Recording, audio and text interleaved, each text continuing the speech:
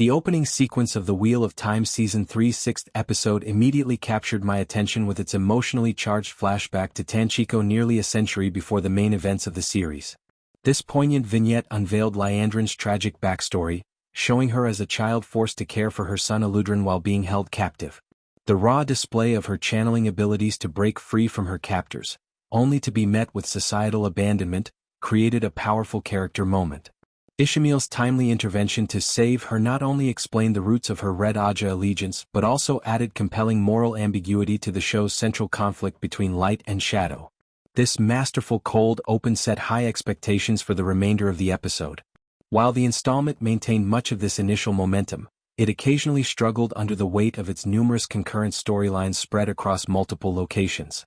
That said, compared to the previous episode's more uneven pacing, this chapter managed to find a better equilibrium by raising the dramatic stakes in several of its previously weaker narrative threads.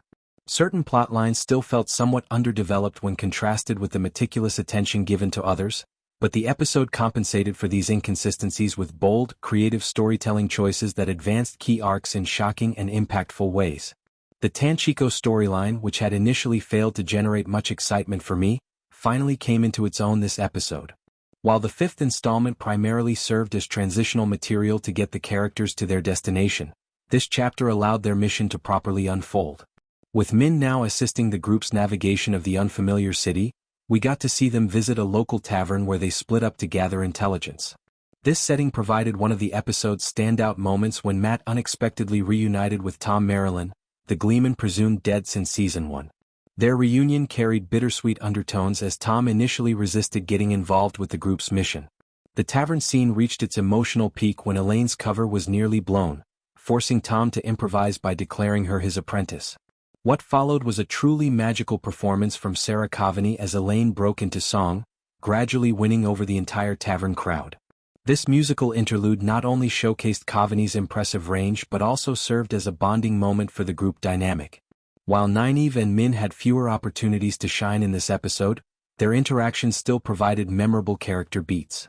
The most significant development came when Matt successfully obtained one of the two bracelets Liandrin seeks to control Rand, marking tangible progress in their mission.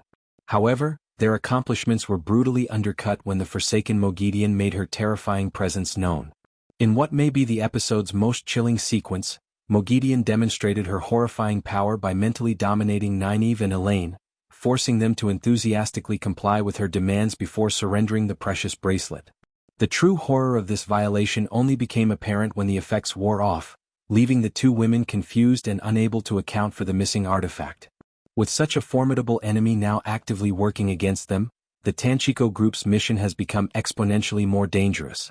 Despite some lingering pacing issues, this storyline has genuinely won me over through its increasingly tense and unpredictable developments. Meanwhile, in the Two Rivers, Perrin's narrative continued its gradual build-up toward the coming conflict. After last episode's cliffhanger, we see that Perrin's group has successfully returned home, though with Alana severely injured. A surprising revelation emerges as Matt's sisters demonstrate unexpected channeling prowess, guided by the Aes Sedai in properly healing Alana. While some of these scenes felt like padding to extend runtime, the more substantive interactions, particularly those between Perrin and Fail, provided meaningful character development. Their evolving relationship reached a satisfying new stage with a well-earned romantic moment. The episode's conclusion injected much-needed urgency into Perrin's arc with two major revelations: the arrival of the duplicitous Peyton Fane, who appears to be aiding the White Cloaks, and the ominous sight of hundreds of Trollocs marching toward the Two Rivers. This dual cliffhanger effectively raises the stakes for Perrin's storyline, positioning him as the last line of defense for his homeland against overwhelming forces.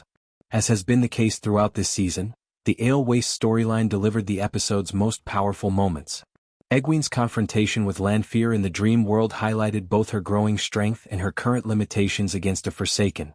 Rand's chilling confession to Moiraine about his constant struggle to resist the seductive pull of the One Power added disturbing new dimensions to his character.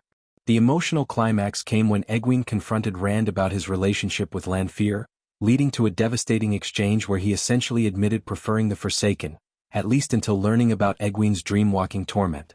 The sudden attack by the Forsaken Samwell interrupted this tense confrontation, leading to a dramatic battle where Rand ultimately crushed his enemy with stone, only to discover the tragic collateral damage. Alcera, the young girl he had bonded with, had been caught in the destruction. Josh Stradowski's heartbreaking performance as Rand desperately tried and failed to revive her stands as one of the season's most powerful moments to date. This traumatic event, coupled with his fractured relationship with Egwene, suggests Rand is heading toward a dangerously dark place as his power grows. The episode leaves us wondering whether he can maintain control over both the One Power and his own humanity as the stakes continue to rise.